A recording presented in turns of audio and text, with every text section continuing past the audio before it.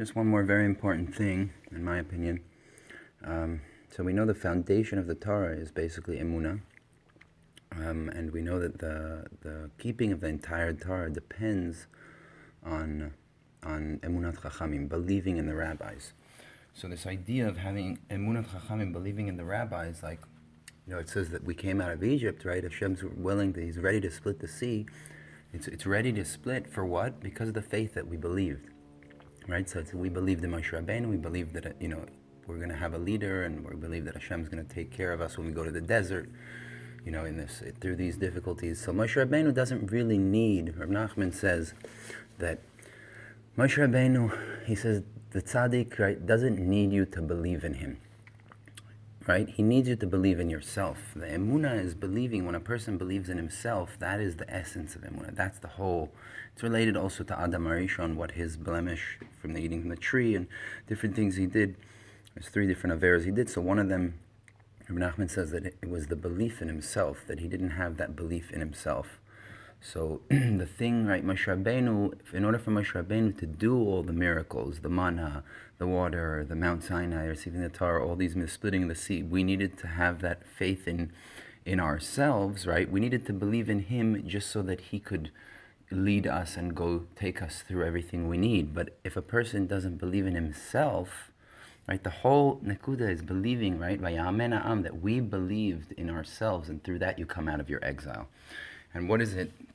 The reason why I was connecting to that, I realized that, like, for example, when me and Leah, let's say, go through, difficult times or whatever. So Leah always says, we've been through hard times in the past, right? We've been through difficulties. We're going to get through it. She has emunah that even though now it's a hard time, but I see that in the future, we're going to come out the other side of this exile, of this difficulty. So believing in yourself that you'll make it out of Egypt, you'll make it through the desert, through all the difficulties in life, and you'll come out the other side.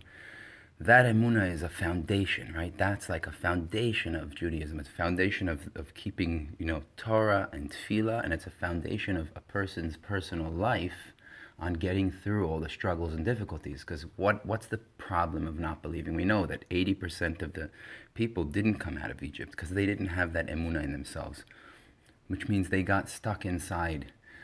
Only the 20% came out and got to Mount Sinai. What did it depend on? It depended on the ones who believed in themselves and the ones who didn't. So the thing that happens when a person doesn't believe in himself, what does it mean that 80% of the Jews stayed in Mitzrayim? It means that when a person doesn't believe in himself, what happens is every person is born into the world with like an awesome, amazing potential to get to, like they bring from, I think, the Baal Shem Tov or Reb Susha, they say, when you go to Shamayim, they're not going to ask you why weren't you this tzaddik, why weren't you that one? They're going to ask you, why weren't you? Why didn't you get to your full potential?